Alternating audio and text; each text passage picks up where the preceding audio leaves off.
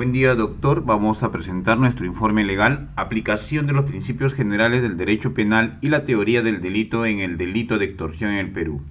Los integrantes de este grupo somos Aguilar Paredes José, Aquino San Guillermo, Morales Pariona Cristina, Salvador Gálvez Gadi, Vergara Gallegos, Jimmy Henry.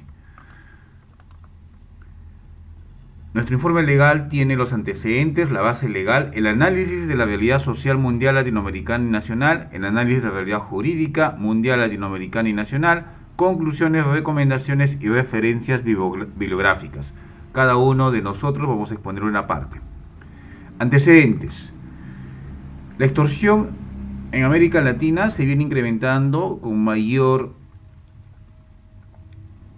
aumento de casos que se presentan. Vamos a ver ahorita cómo se encuentra en Ecuador. En el Ecuador vemos que el 32% de las empresas han sido víctimas de extorsión. No solamente ellos, sino también de que en el Ecuador no se denuncian todos los casos de extorsión. Por eso que tenemos información que 4 de cada 10 víctimas no denunciaron el delito por falta de confianza en las instituciones. O sea, no genera que en este caso las instituciones como la policía puedan darle solución, o la fiscalía en todo caso, a que puedan ser protegidos. En el tema de reincidencia tenemos como datos en el Ecuador que el 75% de las víctimas han sido extorsionadas más de una vez. Esto en comparación a otros años, el incremento se ha ido dando bastante, en este caso en Ecuador. Vamos ahora a ver otro país, en el caso de Colombia. En Colombia tenemos que los aumentos de casos se ha dado un incremento del 62.9 en el delito de extorsión, se ha dado entre el periodo de entre enero y febrero de entre el año 2023 y 2024. Entonces tenemos mayores casos de extorsión que se vienen dando no solamente en este caso mayormente a las empresas pequeñas, ¿no? Sino también está llegando ya en este caso a las personas independientes, ¿no? Además de ello tenemos los principales afectados, como le decíamos, empresas, establecimientos comerciales, restaurantes, hasta los vendedores informales. Entonces la extorsión está llegando ya cada vez más a niveles bajos. Además de ello, en el marco legal tenemos lo que es el Código Penal colombiano, donde sí regula la extorsión, en este caso en comparación a Perú. En este caso aplica lo que son, aparte de la prisión, es el tema de las multas. Vamos a ver cómo está en este caso en el Perú. En el Perú, en el incremento de casos, al igual que el Ecuador y Colombia, se ha dado un incremento bastante alto, ¿no? De más de 1.200 casos de extorsión en Lima en el año 2023, ha habido un aumento del 15% respecto a ese año anterior. Entonces, vemos que el tema de la extorsión viene incrementándose bastante, ¿no? El subregistro, solo el 15% de los casos de extorsión son denunciados, dificultando la comprensión real del problema. Similar a las datas de Ecuador, en donde se observa de que solamente hay temor por querer en todo caso reportar, y no, obviamente no se tiene una data real, ¿no?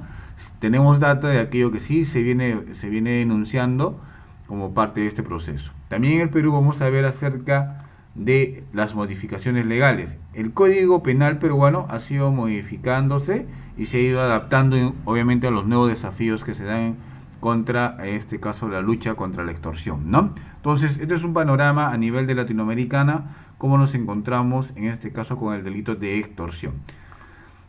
Nuestra base legal está fundamentada en la Constitución Política del Perú, que tiene que ver en el artículo 1.2, específicamente el artículo 2, que tiene que ver con el derecho a la vida de la persona.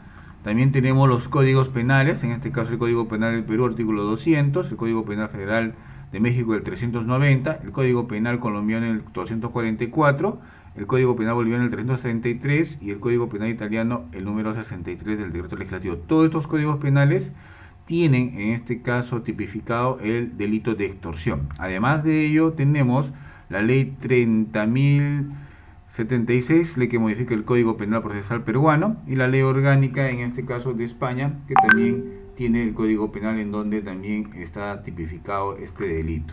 También tenemos como base legal de nuestro informe, las cuales se van a utilizar en el análisis tanto social como más que todo en el jurídico. Tenemos el decreto legislativo 635, que modifica en este caso el Código Penal de Perú en materia de conversión.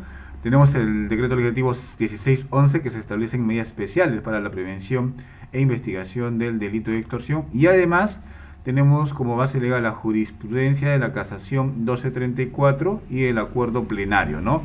Ambas se dan mayores precisiones acerca de este delito. Muy bien, voy a dejar a mi compañero para que continúe con la exposición. Buenas tardes. Continuando con la exposición, vamos a hacer la parte del análisis de la realidad social mundial, latinoamericana y nacional. Si podemos decir que la extorsión es un crimen que impacta de manera profunda a las sociedades en múltiples aspectos, abarcando la parte económica y lo psicológico. Con el tiempo, adoptó nuevas modalidades como la ciberextorsión, que influye considerablemente en la seguridad pública, la gobernanza y el bienestar individual. Este problema que se presenta tanto en las economías avanzadas como en las economías en desarrollo socava la estabilidad empresarial como en el progreso social y la confianza en las instituciones.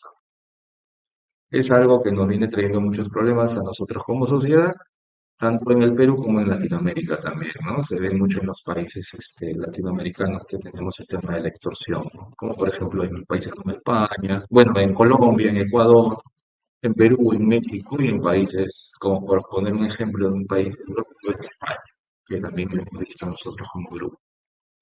Pasando a detallar un poquito el tema en los países como por ejemplo España, que es donde la extorsión cibernética ha aumentado particularmente a través de ataques en Internet, impactando tanto a las empresas como a instituciones públicas. En el 2022, el 53% de estos ataques incluyeron amenazas en divulgación de fotos o datos sustraídos, teniendo como una notable actividad afectando principalmente a los sectores de manufactura y educación. En México, la extorsión tiene un efecto adverso en la gobernabilidad y en el ambiente empresarial, resultando en el cierre de compañías y alteraciones en el mercado laboral. Entre 2018 y 2023 se registró un incremento del 26,2% en los casos de extorsión. Por ejemplo, vamos a pasar a hablar ahora del país de Colombia. Los delitos criminales recurren a la extorsión como método de financiación. 13 denuncias crecieron en un 7,9%. Las más comunes de extorsión incluyeron las llamadas telefónicas, cobros directos y amenazas a través de redes sociales. En Ecuador, por ejemplo, la extorsión se incrementó en un 65% en los últimos años. En Italia, la extorsión está asociada a las mafias como por ejemplo la Cosa Nostra, la Camorra, y extorsionan a los comerciantes, generando miedo y perjudicando la economía local. La extorsión impacta principalmente a las pequeñas y medianas empresas, siendo Lima y Trujillo las más afectadas. En miles de negocios han cerrado por no poder enfrentar las extorsiones, lo que ha repercutido negativamente en el empleo y la economía. El porcentaje es de un 70% de las víctimas que experimentan un deterioro en su salud mental. Muchas gracias. Buenas noches, buenas noches. Continuando con la exposición, voy a hablar acerca de la realidad jurídica mundial. Hemos estudiado tres países: España, México e Italia. En España regulan la extorsión, el artículo 243 de su Código Penal, donde define la extorsión como la obligación a otro con violencia o intimidación a realizar o omitir un acto en perjuicio de su patrimonio. La deficiencia encontrada en sus regulaciones acerca de la extorsión es la falta de claridad en la definición de intimidación. Es muy ambigua. Ahí existen casos donde algunos delincuentes obtienen una pena inferior a lo que deberían por no estar estipulada bien la definición. En segundo lugar, tenemos México, que regulan en su artículo 390 en su Código Penal Federal, donde da una pena de 2 a 8 años de prisión para quien obligue a realizar a otro, omitir o tolerar algo para obtener un beneficio económico, ¿no? La principal deficiencia es la falta de capacitación y especialización de operadores de la justicia, ¿no? Existe mucha corrupción e impunidad que afecta la aplicación de la ley.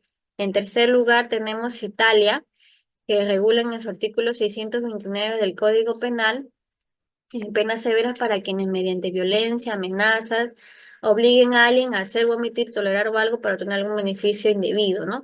La principal deficiencia es la complejidad del sistema judicial, que tienen procesos muy largos y burocráticos, y asimismo están influenciados por organizaciones criminales, que estos afectan la aplicación de la ley. Ahora vamos a hablar acerca del análisis de realidad jurídica en Latinoamérica. Hemos abordado tres países: Colombia, Bolivia y Ecuador. En primer lugar, Colombia regula la extorsión, es artículo 244 del Código Penal, que define la extorsión como constreñir a otro para obtener provecho ilícito mediante la violencia o amenazas, penas severas para quienes obliguen a alguien a hacer, omitir o tolerar algo mediante violencia, ¿no? La principal deficiencia que hemos encontrado nosotros es la ambigüedad de la definición de provecho ilícito y la falta de protección de las víctimas. Eso se ve reflejado en diferentes casos que se han dado en Colombia. En segundo lugar, tenemos Bolivia, que regula la extorsión. El artículo 333 del Código Penal boliviano, apenas de 1 a 3 años, ¿no? Es inferior a los otros países, ¿no? Para quienes constriñen a otros mediante intimidación o amenaza. Su principal eficiencia son los procedimientos judiciales lentos y complicados, y existen corrupción en el sistema judicial. Esto se evidencia en los diferentes casos que se han presentado sobre funcionarios públicos que extorsionan a personas naturales, ¿no? Finalmente, Ecuador, en su normativa 185 del Código Orgánico Integral Penal, ¿no?, que hemos encontrado su principal deficiencia, la falta de recursos para la implementación efectiva de la ley y la baja tasa de denuncias. Profesor, compañeros, tengan ustedes muy buenas noches. Continuando con la exposición, les voy a hablar de la realidad jurídica nacional. En este caso nos ha tocado exponer sobre lo que es la extorsión en el Perú y a nivel mundial, ¿no? El delito de la extorsión en el Perú está claramente tipificado en el artículo 200 del Código Penal, estableciendo penas severas debido a la gravedad del acto y de su impacto en las víctimas, que pueden oscilar entre los 5 y 15 años de prisión, según las circunstancias. La extorsión es un problema creciente a nivel nacional, con aumentos significativos. Esto refleja una tendencia preocupante que requiere atención de los sistemas legales y de seguridad. El Código Penal peruano se encuentra descrito el delito de la extorsión. Sin embargo, existen todavía aquellos desafíos significativos en su aplicación efectiva, debido a que los principios generales del derecho penal, como la legalidad, la impunidad y la proporcionalidad, junto con la teoría del delito, son esenciales para una correcta imputación y sanción de la extorsión. Sin embargo, hemos encontrado que hay una deficiencia increíble. ¿A qué se debe? Por ejemplo, el alto porcentaje de casos de extorsión quedan impunes, lo que fomenta la repetición de estos delitos. Lo otro es el tema del deterioro del tejido social. La extorsión genera un clima de inseguridad y desconfianza, afectando negativamente el desarrollo económico y social de nuestro país. El otro tema es lo que es la pérdida de la inversión. Debido a la extorsión, la gente ha dejado de invertir y ha dejado de emprender, lo que está afectando negativamente la generación del empleo. Bueno, ahora voy a pasar para que mi compañera siga con la exposición. Buenas noches, doctor. Buenas noches, compañeros. A mí me toca exponer el tema de la conclusión y les voy a dar a conocer. En primer lugar, tenemos la extorsión. Es un problema crecientemente a nivel internacional, con aumento significativo en países como Ecuador, Colombia y Perú. Esto refleja una tendencia preocupante que requiere atención en los sistemas legales y de seguridad. Asimismo, existe una variación considerable en cómo diferentes países tipifican y penalizan la extorsión. Por ejemplo, en España se considera el ánimo de lucro, mientras que en Perú se enfoca más en las ventajas indebidas. Estas diferencias pueden afectar la eficiencia de la persuasión del delito a nivel internacional. 2. La aplicación de la teoría del delito en caso de extorsión enfrenta desafíos comunes en varios países, incluyendo la falta de capacitación especializada de los operadores judiciales, la corrupción y la dificultad para adaptarse a las leyes nuevas de extorsión, especialmente aquellas que se utilizan en la tecnología. 3.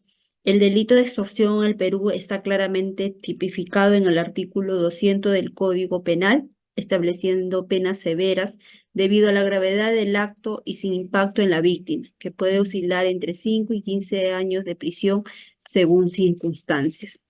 Asimismo, en el marco legal para combatir la extorsión, ha evolucionado y ha modificado recientemente con el decreto legislativo 1611 que busca fortalecer las penas. Sin embargo, persisten desafíos en la aplicación efectiva de la ley, incluyendo la falta de denuncias por miedo o represalias. 4. La jurisprudencia peruana, a través de diversas casaciones y acuerdos plenarios, han contribuido en una interpretación más amplia y actualizada del delito de extorsión, incluyendo consideraciones sobre amenazas implícitas y el uso de medios tecnológicos. 5. La extorsión se reconoce como un delito pluriofensivo que afecta a múltiples bienes jurídicos, las cuales reflejan la jurisprudencia peruana y la severidad de las penas establecidas. Asimismo, para que se configure el delito de extorsión, es necesario demostrar la intención de lucro del autor, el uso de coacción y la presencia de amenazas graves que generan temor en víctimas. Esto implica una evaluación cuidadosa de los elementos subjetivos y objetivos del delito. 6. El Código Penal peruano se encuentra descrito el delito de extorsión. Sin embargo, existe todavía desafíos significativos en su aplicación efectiva. 7. Los principios generales de derecho penal como la legalidad, la culpabilidad, la proporcionalidad, junto a la teoría del delito, son esenciales para la correcta imputación y sanción de la extorsión. Estos principios van a garantizar que las penas sean justas y que se respeten los derechos de las víctimas y los acusados. Las recomendaciones. La primera recomendación es fomentar la cooperación internacional en la lucha contra la extorsión, especialmente en los países vecinos, para compartir información y mejorar en las prácticas. 2. Implementar programas de capacitación continua para los jueces, fiscales, policías en la aplicación de la teoría del delito, especialmente en casos de extorsión. Esto ayudará a mejorar la consistencia en la interpretación y la aplicación de la ley. 3. Es necesario actualizar constantemente legislación peruana para abordar las nuevas modalidades de extorsión, especialmente aquellas que se utilizan en los medios tecnológicos. Esto podría incluir la modificación del artículo 200 del Código Penal para abarcar explícitamente formas de extorsión cibernáuticas. 4. Implementar herramientas tecnológicas avanzadas para la detección y seguimiento de actividades de extorsión, especialmente en el ámbito digital.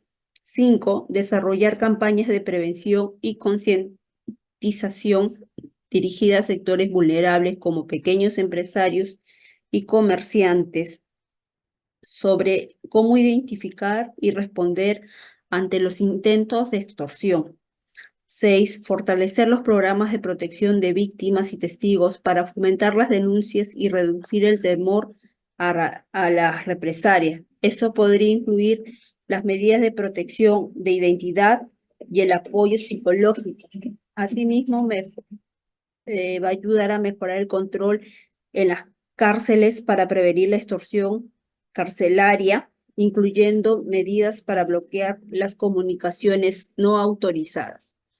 Séptima, mejorar la coordinación entre las diferentes instituciones involucradas en la lucha contra la extorsión, como la Policía Nacional, el Ministerio Público y el Poder Judicial, para así fomentar una mejor eficiencia en la investigación y persuasión del delito. En las referencias bibliográficas, por ejemplo, hemos utilizado el acuerdo plenario del 2000, el número 2 del 2012 de la Corte Suprema de Justicia de la República, penal permanente y transitoria. Hemos utilizado Arias, apuntes sobre el sistema italiano en las circunstancias del delito, evaluación del pensamiento penal moderno y la aproximación de derecho actual de Universidad La Acuña. Barrera, Alarcón Cárdenas sobre la extorsión, Briceño León 2017 sobre crimen organizado en América Latina, Castillo 2021, 17 de septiembre, el delito de extorsión, mundo jurídico.